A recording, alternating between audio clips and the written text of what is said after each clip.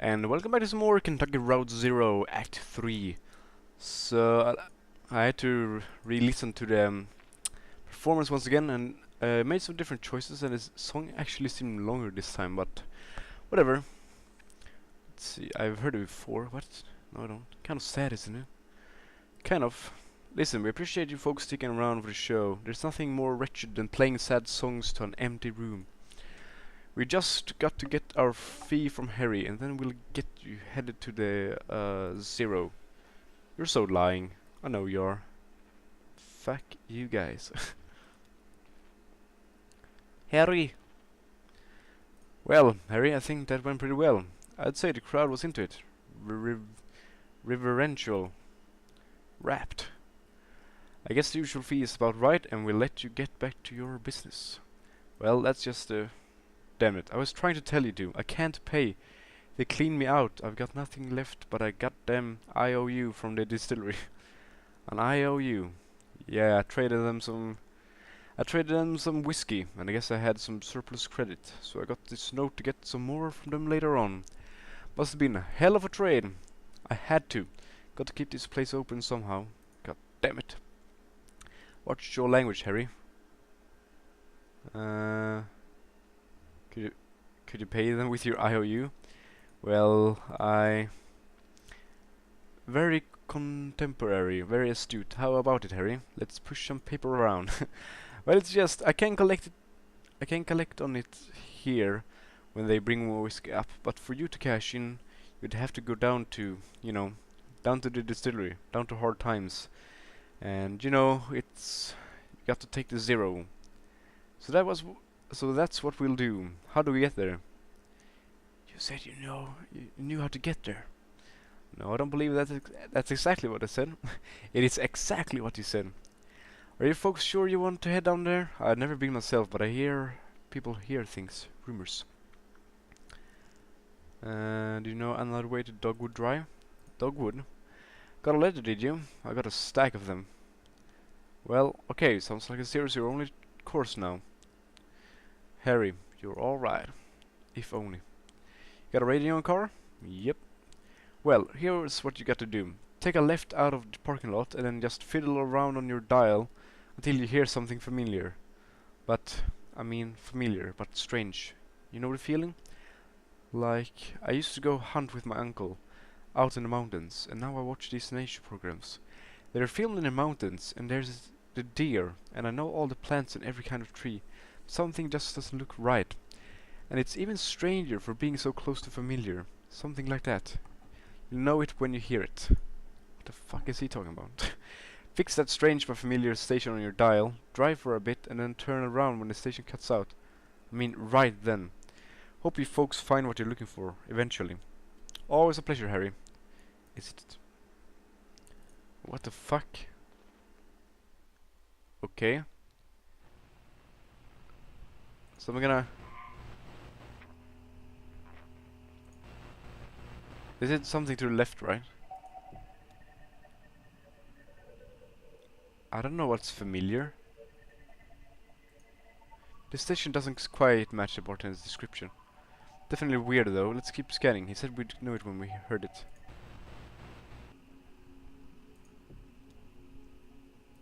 How about this one?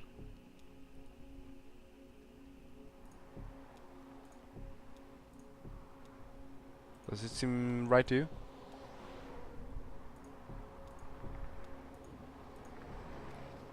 Okay, we can go this way. What was it? Oh, yeah, that's the bikers. I guess I'll just drive around. Wax Road. Shannon's workshop. Oh. Truck pulls into the bait shop parking lot. The bait shop is closed. Enter workshop. Conway and Shannon walk around to the side of the building. Shannon fumbles with her key for a bit and then looks down at her feet. The locks have been changed. She writes a short but stern note about tenant's right and pins it on the door. Well, crap. What's this station? I never heard this before. Sounds like horses. Horses running? A race? Lisette and Ira had some horses years back. Yeah, I've always been a little afraid of them. They're so big, and I don't know. You look in their eyes and they're almost human. Like they're human and animal at the same time. Since they've been domesticated so long, I guess.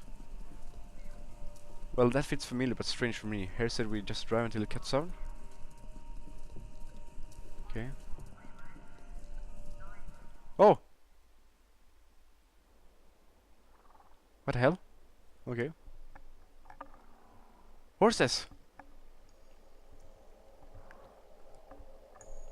Horses!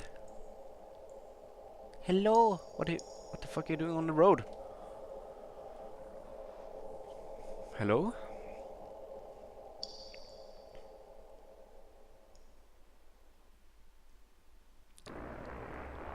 What the fuck?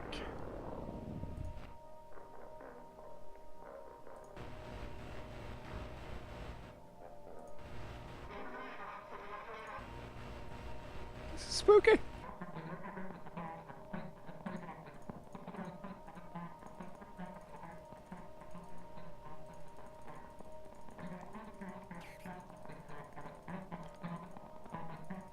What is happening? I just want some nice and quiet music.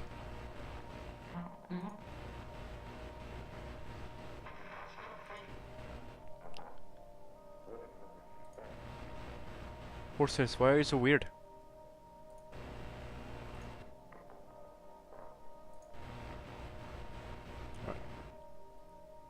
Alright, let's go.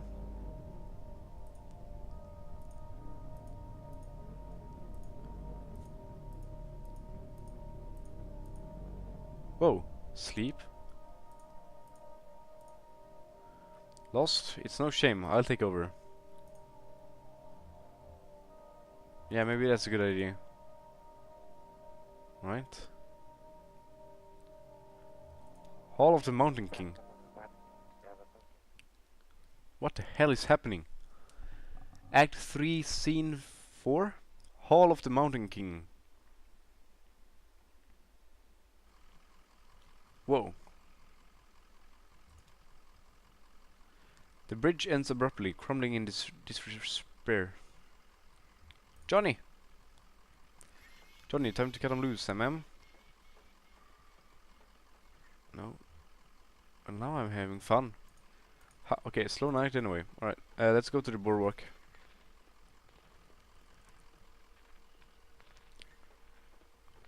What the hell? What is this place? Hall of the Mountain King. A loop of decayed rope is coiled on a banister. Some rotted sections have been smoothed over with a fine dust. So we just go up here, I guess? Computers! This game is so weird. I can't remember how many acts there were supposed to be. Broken computers are heaped precariously among the rocks.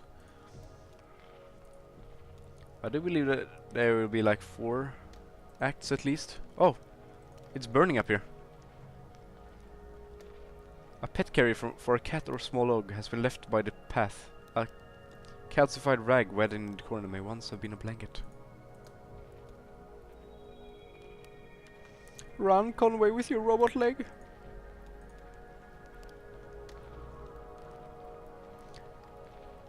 This is so spooky. Where are we? A hiking backpack leans against a rock. It's empty except for a dusty bag of cat food and a few punch cards. Okay. Fire!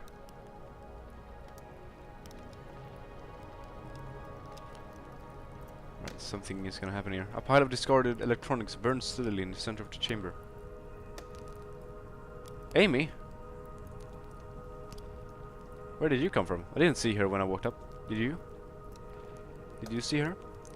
Oh, it's triangles within triangles down here. Shifting, intersecting, overlaying. Isn't it romantic? Let's see. You're here to steal back the love of a boy you once knew when you were too young to recognize the movements of the heart. And you're escorting her, pretending to have her interests at heart while really you're in love with the young woman as well. And so you agreed to help him conspire to win her affections, but it's just a ploy to set him up for embarrassment. diminish him out of the picture. Wait. Is Junebug... I'm into it. What? What are you talking about? No, you're right. It's... insipid. Derivative. I used to be really good at this. I had 11 novels published, from The Billionaire's Bidding to Fields of Longing. Real hot body-stripping stuff, you know? I miss those days in my Lexington studio apartment. Just me and my thesaurus steaming up the windows. Why did you stop writing? You know, suddenly it was all the computers everywhere you went. I thought I might be able to do something with that. Inject a little libido into those ugly beige boxes. Ha! So I went back to the university and I studied human-computer interaction, and then I picked up Donald's research assistantship here as a tester, debugging. In my off hours I played around with the doomed love story at the core of our little simulation. That seemed to amuse Donald, so I kept at it. I'm afraid I tinkered too much, made it too complex. Now our work is never done. We don't even have to add any new functionality. The bugs just grow on their own. Too complex. I miss those days in my Lexington studio apartment. Old man?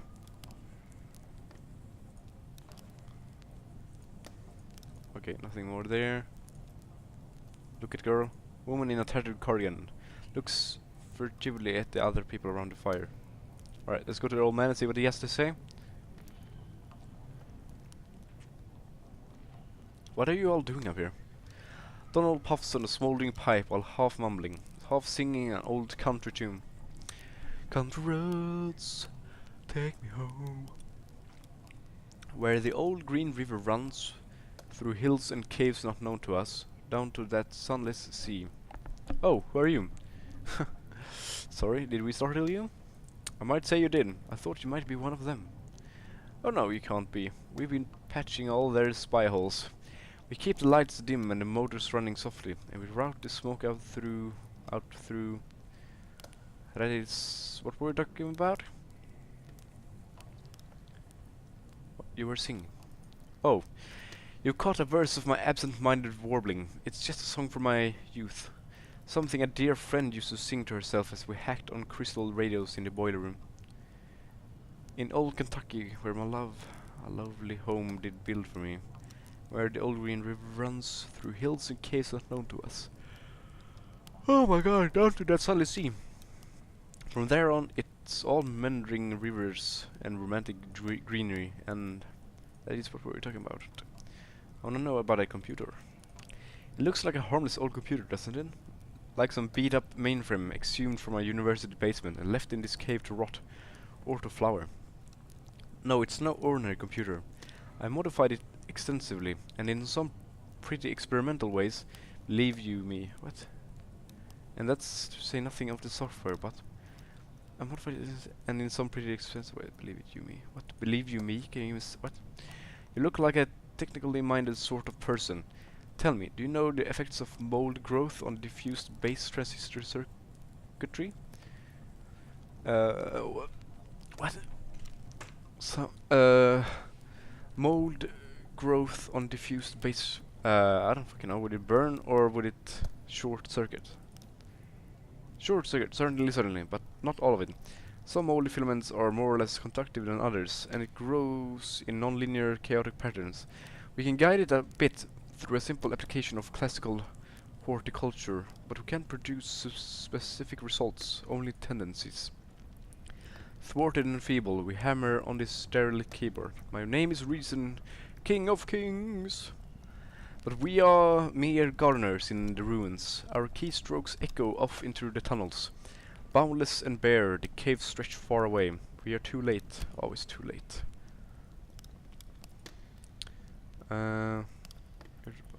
Tell us about the software. Oh, the software, my life's work. Xanadu. You've heard of it? Perhaps you read about it in a journal. It's been years since I published anything. Xanadu has evolved significantly since I explained its data structures in literary multitudes, hypertextual narrative as post-structural witness. What the fuck? Evolved, and then deteriorated. I'm afraid you're too late, fellow hypertext enthusiast. As the mold accumulated on the circuitry, Xanadu blossomed for a moment into something holy and enchanted, then all the charm was broken. Do you have any idea what it's like to spend your life building something and then sit powerlessly as your work declines into ruin?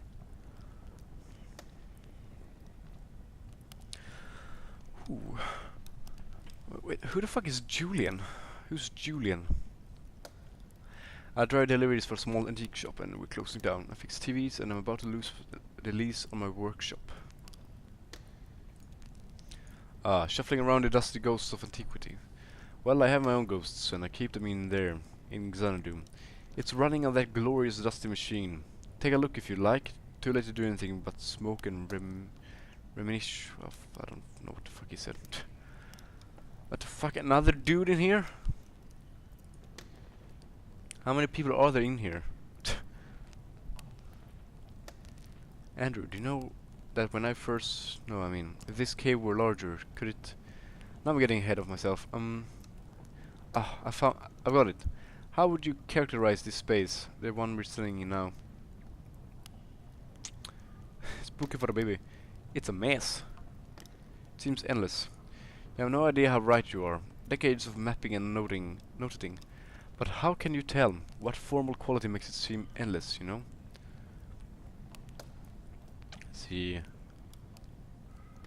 Huge fire, the smoke disappears, there are tunnels everywhere.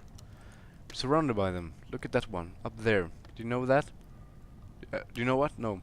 Let me explain to you what's in that tunnel. You won't be scared. Close your eyes. Will you close your eyes? Okay. Good. Now, you're standing at the top of a rocky peak. A tongue of flame licks the shadowy anatomies of... Where are we? Oh, here again. How disappointing. What the fuck? I shouldn't be so attached to the future. It's always getting in the way of my work. Better to be in the moment, carefully observing and documenting, with no attachment. Let me give you an example. I was a grad student studying statistics when I started working with Donald on his project. He said we needed someone with a more analytical mind to do the descriptive writing. Someone who would appreciate the cave descriptions as real labor, instead of taking their authorial voice for granted. Donald warned me as it would be long hours of typing painstakingly detailed descriptions into the computer. And I've put in the hours, believe me, I've put in the hours.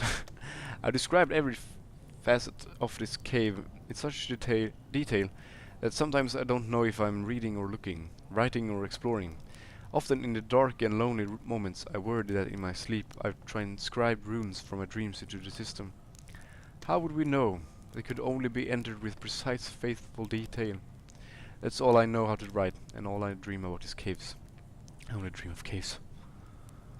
What the fuck, there's a gate here. Oh, here's the gate.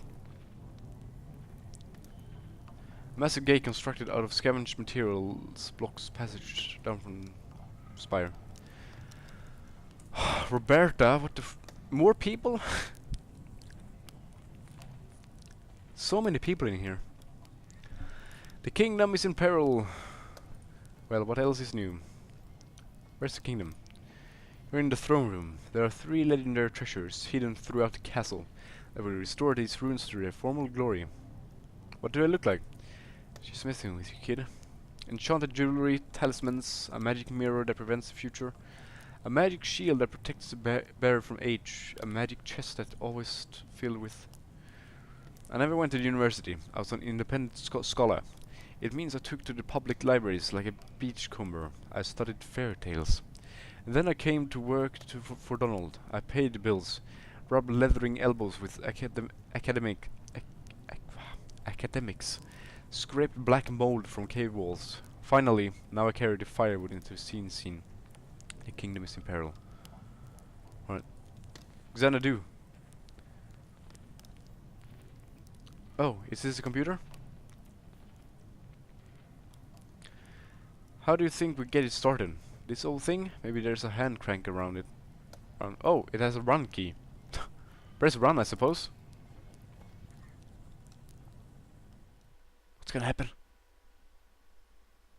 Act 3, Scene 5. Sweet. Xanadu. Alright, so I'm gonna end this episode right here, and we'll do this in the next episode. I want to thank you guys for watching. Gracias por ver. I wish you fun as day, my dudes, and until next time, hasta luego.